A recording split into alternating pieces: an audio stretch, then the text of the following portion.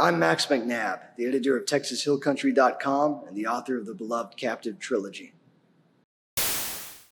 Max McNabb. Where's he from? I'm not sure, actually. Oh well. Max McNabb, drifter. Yeah.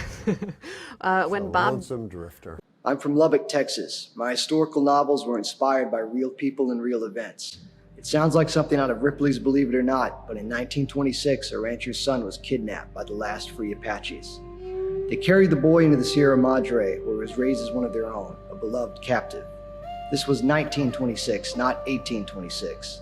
Most historians aren't aware of the fact there were Apaches living in freedom in the Sierra Madre well into the 1930s, even conducting small raids. In Far Blue Mountains, the first book of the trilogy, an injured young Apache girl is adopted by a powerful rancher named Jubal McKenna. He names her Dolores and welcomes her into his family as a daughter.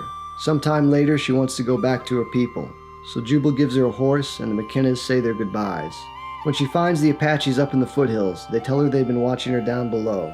They saw that she'd found a home, that she was safer down in the valley than she would be in the Sierras with them, where life was brutal and short, where Apaches were hunted and killed.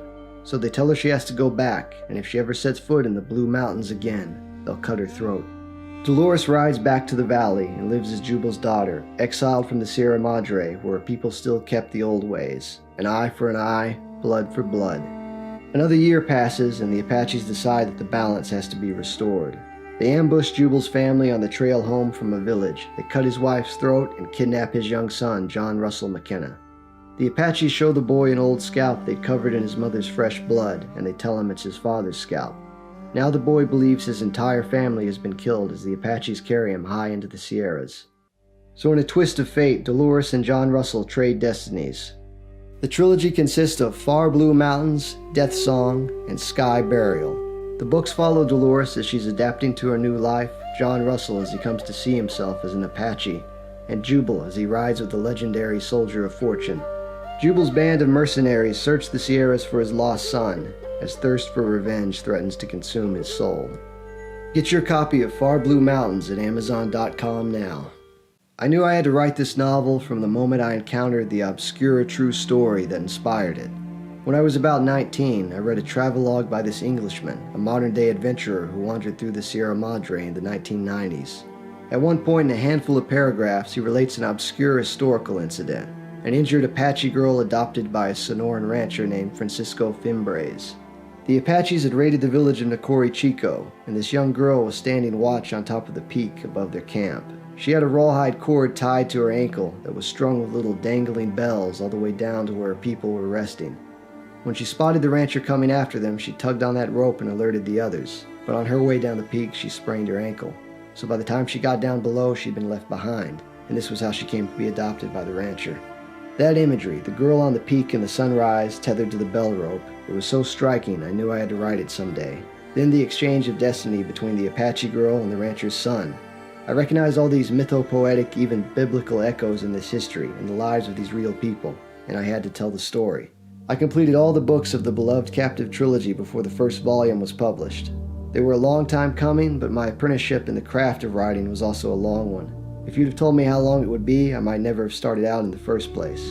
But sometimes naivete serves you better than courage. If you want to pursue this craft, you've got to read everything you can get your hands on and think obsessively about what you read. Break down the moving parts of every novel you read, every movie you watch, and rebuild it in your head, piece by piece. Learn the mechanics of it so well that structure and style become second nature. I served out my apprenticeship in the craft of writing while I also did other kinds of work. I repaired drip irrigation for cotton farmers. I helped my dad and my brother harvest their cotton. Then later on, I became the editor of TexasHillCountry.com. You've got to put in your time. One of my favorite writers, the great Southern novelist Larry Brown, said that you're not born with it. Nobody's born with it. It's something you develop. And he compared it to a bricklayer who goes and studies with a journeyman for 5 years. He said if you're willing to hurt enough, you can have it. I wrote the first draft of the trilogy longhand on 5x8 yellow legal pads, 23 of them. A lot of that was written in the back seat of my pickup, parked out in the country somewhere just to get myself alone, to prevent distraction from being an option. Then I'd type it out on the computer and revise draft after draft. Some were massive, line-by-line rewrites, others the obsessive polishing of minor detail. Finally, I reached a point where it was as strong as I could make it. Far Blue Mountains, the first book of the Beloved Captive trilogy, is available now at Amazon.com. The Beloved Captive trilogy has all the relentless pace of a classic Western and the elegiac beauty of a lost myth. At once a grand adventure and a darkly beautiful tragedy, the trilogy is a meditation on identity and destiny, freedom and revenge. Get your copy of Far Blue Mountains at Amazon.com now.